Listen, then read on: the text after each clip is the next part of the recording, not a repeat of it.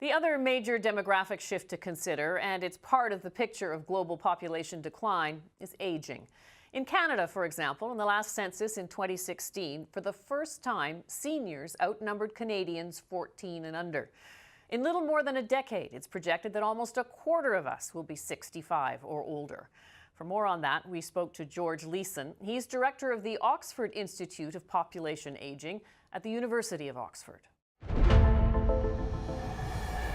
When you combine the idea of declining fertility with an aging population, and that's a phenomenon in much of the world, a global phenomenon, how would you describe the impact of that? Well, of course, the declining fertility, in other words, women having fewer and fewer children on average, is one of the driving forces behind the aging of our population. The other driving force being the fact that we're living much longer. The result of that is that what was a traditional population pyramid is being inverted. And so one of the great concerns of governments around the world is this conversion of the population pyramid, and particularly the impact that the declining fertility is having in respect of being able to support an aging population. So the pyramid with a broad base being the younger part of the population and the peak being the oldest. What does that suggest about the shape of our demography now? Well, it looks more like a lemon, sort of squeezed at both ends and quite wide the rest of the time. And in fact, if we look at the population structure for Japan, it's very much like a skyscraper, and we are now saying that we're moving in towards a skyscraper population structure. So that means narrow at the bottom and wider at the top? Well, no, a skyscraper, it will, over time, it will settle at a skyscraper where every floor is exactly the same size.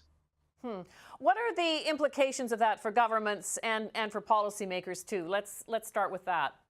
I think one of the big issues is the fact that we, in many ways, are trying to address this fundamental change in our population structure in the 21st century with infrastructures which belong at best to the 20th and at worst to the 19th century. We still are living in many ways in a world which is designed for youth, when in fact we live in a world which is increasingly populated by a mature group of people. Give me an example. In the population, we have more people in Europe over the age of 60 than we have under the age of 15, and we will soon be getting towards that skyscraper. So, for example, take a country like South Korea.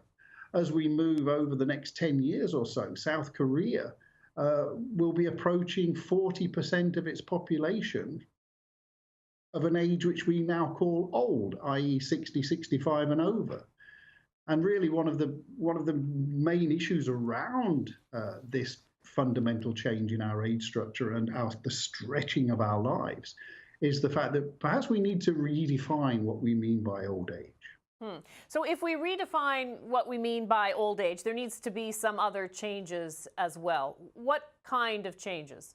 We as individuals also need to come to terms with the fact that our lives are going to be much longer than anyone has suggested they might be.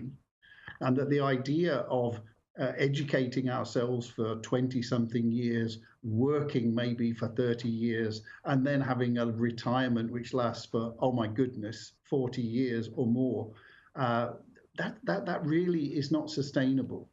And therefore, we also have to think about our life course and the way that we are going to plan for that in terms of, having multiple careers in and out of the workplace, et cetera, et cetera. But that then needs the infrastructure to be flexible and to begin to accommodate all of that as well. And government policy needs to be looking at older people not as a burden, which is still sadly very much the case in many parts of the world, but as a huge resource, which at the moment is being put to one side and told to keep quiet and live out the retirement, which, by the way, nobody can afford. So some countries, and certainly some experts looking at this, say that at least in the short to medium term, that immigration is a possible solution. But it's also very politically divisive. How do you address that? Immigration is part of the solution, and in many countries has been not just part of, but the whole solution.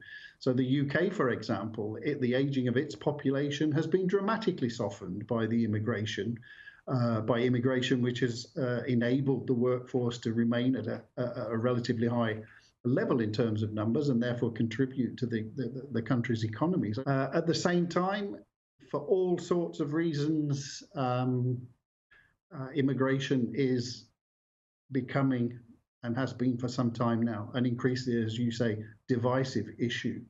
And while one should acknowledge and understand that, I think we have to look at what the alternatives are. We're seeing in some quarters suggestions that we need to encourage younger people to have more and more children to enable us not to have to rely on immigration to be able to support our aging population. That argument is flawed in one respect, in as much as even if women tomorrow started having 4 rather than 1 child on average, then those children, it will take 20, 25, 30 years before they are coming into the workforce. And in that interim period, countries that are promoting that sort of a policy will have a double whammy of many older people needing support and many new young people who will need support. At the same time, in many countries, financial incentives to try to encourage people to have more children and haven't raised the number of children, in fact, that women choose to have. And also at the same time, now we're looking at places in Africa, for example, where the birth rate is significantly higher than it is in other parts of the world. Over time, that's changing too. Do you think we need to rethink our notions of prosperity and economic growth? I think there's another dimension here, and maybe that is part of your question. And that is that at a time when our world is under increasing pressure, not just from population, some would say, but from climate change, from pollution, from the exhaustion of certain resources, it does seem a little difficult to understand, to say the least, that we should be promoting and encouraging people to have more and more children.